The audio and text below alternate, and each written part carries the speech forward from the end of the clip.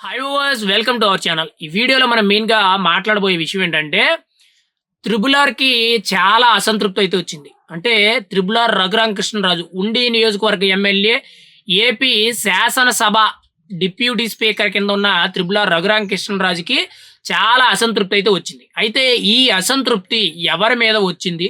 ఎందుకు వచ్చిందనేది మనం ఈ వీడియోలో అయితే చాలా క్లియర్ కట్‌గా మాట్లాడుకుందాం. మెయిన్‌గా గతంలో ఈయన వైఎస్ఆర్‌సీపీ పార్టీలో నరసాపురం ఎంపీ కింద గెలిచారు. గెలిచిన కొద్ది రోజుల తర్వాత పార్టీ మీద వ్యతిరేకతతో అప్పటి నుంచి కూడా పార్టీ మీద రెబెల్ ఎంపీగా గత 4 ఏళ్ళు కూడా పార్టీ మీద తిరుగుబాటు చేయడం జరిగింది. ఆ తిరుగుబాటు చేసిన సమయంలో వైఎస్ఆర్‌సీపీ కీలక నేతలే గాని, వైఎస్ఆర్‌సీపీ పార్టీయే గాని త్రిబుల్ ఆర్ రఘురామకృష్ణరాజుని కిడ్నాప్ చేశారు. ఒకానొక విధంగా థర్డ్ డిగ్రీ ట్రీట్మెంట్ ఇచ్చారు. తనని ఆల్మోస్ట్ కొద్ది సమయం లేట్ అయితే, కొద్ది క్షణాలు లేట్ అయితే మాత్రం ఖచ్చితంగా నా ప్రాణాలు ఖచ్చితంగా గాలిలో కలిసిపోయాయని చెప్పి త్రిబుల్ ఆర్ రఘురామకృష్ణరాజే ఒక ఇంటర్వ్యూలో చాలా సుముఖంగా చెప్పడం జరిగింది. చాలా క్లియర్ కట్‌గా చెప్పడం జరిగింది. అంటే ఖచ్చితంగా ఒక ఎంపీ స్థాయి లెవెల్‌నే వైఎస్ఆర్‌సీపీ పార్టీ అలా ట్రీట్ చేసిందని చెప్పి చాలా పూర్తిగా కూడా ఆయన కిడ్నాప్‌లో జరిగిన ప్రతి విషయాన్ని కూడా ఆయన మీడియా ముఖంగా చాలా క్లియర్ కట్‌గా విన్నవించుకోవడం జరిగింది. అంటే ఆయన ఎప్పుడైతే కిడ్నాప్ జరిగిందో, కిడ్నాప్ జరిగిన తర్వాత ఆయన్ని కొట్టడం, హింసించడం చేశారో, ఆ తర్వాత పోలీస్ కస్టడీలోకి తీసుకున్నారో, ఆయన మీద కేసులు పెట్టారు.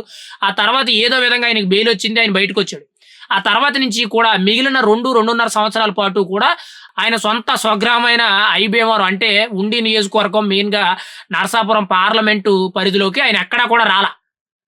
అంటే వైఎస్ఆర్‌సీపీ అధికారంలో ఉన్నంత సేపు కూడా ఆయన సొంత ఊరికి రాలేదు. ఢిల్లీలోనే ఉన్నారు లేదా హైదరాబాద్‌లో ఉన్నారు తప్పితే సొంత స్వగ్రామానికైతే వైఎస్ఆర్‌సీపీ రాలేదు. కేవలం ఎన్నికల 6 నెలల ముందు మాత్రమే ఆయన తన స్వగ్రామానికైతే వచ్చారు. అయితే ఇక్కడ ఈయన్ని కిడ్నాప్ చేసిన కేసు ఏదైతే ఉందో అది చాలా కీలకంగా మారింది. ఎందుకు అనంటే ఇప్పుడు కూటమి ప్రభుత్వం అధికారంలోకొచ్చింది. ఈయన ఎన్నికల ముందు కూటమి ప్రభుత్వంలో ప్రత్యేకించి కూడా టీడీపీలో సీటు తెచ్చుకున్నారు. టీడీపీలో సీటు తెచ్చుకొని ఉండి నియోజకవర్గ ఎమ్మెల్యే కింద దాదాపుగా 60,000 పైచిలకు మెజారిటీతో ఈయనైతే గెలిచారు.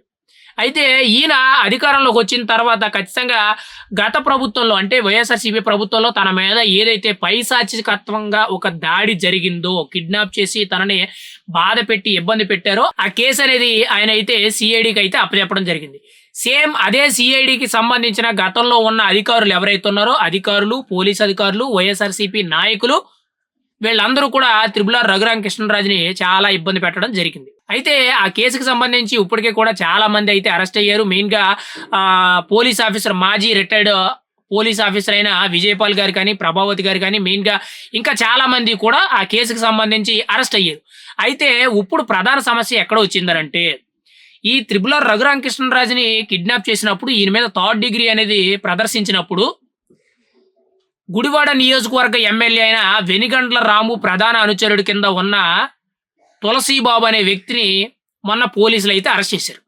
ఆయన్ని అరెస్ట్ చేసే నేపథ్యంలో ఆయన బలగం ఏంటి, ఆయన బలం ఏంటి అనేటట్టు చూపించుకోవడానికైతే కొన్ని వందల కార్లు వేసుకొచ్చి ఒంగోలు పోలీస్ స్టేషన్‌కి అంటే ప్రకాశం జిల్లాకు సంబంధించి పోలీస్ స్టేషన్‌కి సంబంధించి అక్కడికి వెళ్లి పెద్ద ఎత్తున ధర్నాలు చేయడం జరిగింది. ఈ విషయం ఏకంగా పార్టీ హైకమాండ్ వరకు కూడా చేరుకుంది. అదేంటి ఇక్కడ త్రిబుల్ ఆర్ రఘురామకృష్ణరాజు టీడీపీ నేత. మరి వెనిగండ్ల రాము గుడివాడ ఎమ్మెల్యే కూడా టీడీపీ నేత కదా! టీడీపీకి ఎక్కడ పడ్డదని చెప్పి మీకు ఒక డౌట్ రావచ్చు. అయితే ఈ వెనిగండ్ల రాము గారి యొక్క ప్రధాన అనుచరుడు తులసీబాబు ఎవరైతే ఉన్నారో ఇతను ఓపెన్‌గా చెప్పుకోవాలనంటే వైఎస్ఆర్‌సీపీ నేత.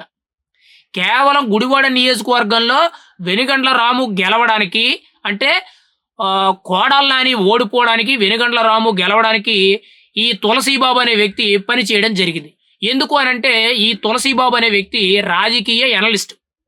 అంటే పొలిటికల్ సర్వేలు గట్టా చేయించడం, పొలిటికల్ లీడర్ల దగ్గర కొద్ది మొత్తంలో అమౌంట్ తీసుకోవడం, తినక కూడా పొలిటికల్‌గా ఇంట్రెస్ట్ ఉండడం వల్ల రాజకీయాల్లో కొంత బిజీగా తిరుగుతున్నారు. అయితే ఈయన ఎప్పటినుంచో కూడా మెయిన్‌గా చూసుకుంటే వైఎస్ఆర్‌సీపీ నేతే.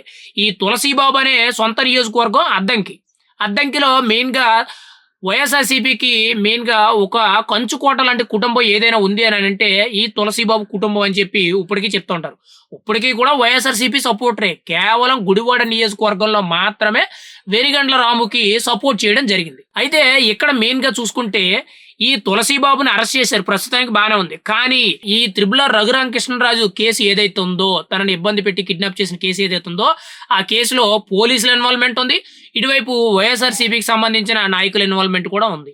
అయితే అందులో సిఐడి చీఫ్ ఆఫీసర్ కింద పనిచేసిన అప్పటి సునీల్ కుమార్ అనే సిఐడి చీఫ్ ఎవరైతే ఉన్నారో ఆయన్ని అరెస్ట్ చేయలేకపోతున్నారు. అలా అని చెప్పి సస్పెండ్ చేయలేకపోతున్నారు. ఈ కేసులో ఆయన ప్రధాన నిందితుడి కింద ఉన్నారు. ఆయన సిఐడి ఆఫీసర్ కింద ఉండి సిఐడి బాధ్యతల ప్రకారంగా ఆయన వ్యవహరించకన్నా చాలా అతిగా త్రిపుల్ ఆర్ రఘురామకృష్ణరాజు మీద వ్యవహరించడం అయితే జరిగింది.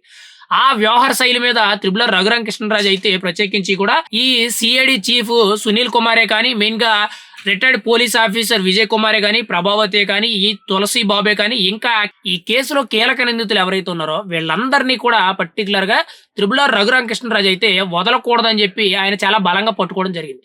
కానీ ఈ కేసులో ప్రధాన నిందితుడి కింద ఉన్న సిఐడి చీఫ్ సునీల్ కుమార్ అనే వ్యక్తిని ఇప్పటి వరకు కూడా రాష్ట్ర ప్రభుత్వం అంటే టీడీపీ గవర్నమెంట్ అయితే ఎటువంటి యాక్షన్ తీసుకోలేదు. ఆయన్ని సస్పెండ్ చేయడం కానీ, లేదనంటే ఖచ్చితంగా అరెస్ట్ చేయడం కానీ, తన మీద ఎటువంటి చర్యలు అయితే తీసుకోవడం లేదు. ఇప్పుడు ఆ విషయం మీద ప్రత్యేకించి కూడా త్రిపుల్ ఆర్ రఘురామకృష్ణరాజు అయితే చాలా పూర్తి స్థాయిలో అసంతృప్తితో అయితే ఉన్నారు. ఖచ్చితంగా టీడీపీ పార్టీ వీళ్ళ మీద యాక్షన్ తీసుకుంటే అంటే చంద్రబాబు నాయుడు కానీ, పార్టీ హైకమాండ్ కానీ, గవర్నమెంట్ కానీ ఖచ్చితంగా తన కేసులో ఉన్న నిందితులు ఎవరైతే ఉన్నారో వాళ్ళందరి మీద కూడా చర్యలు తీసుకుంటే త్రిపుల్ ఆర్ రఘురామకృష్ణరాజు గారి యొక్క అసంతృప్తి అనేది తగ్గుద్ది.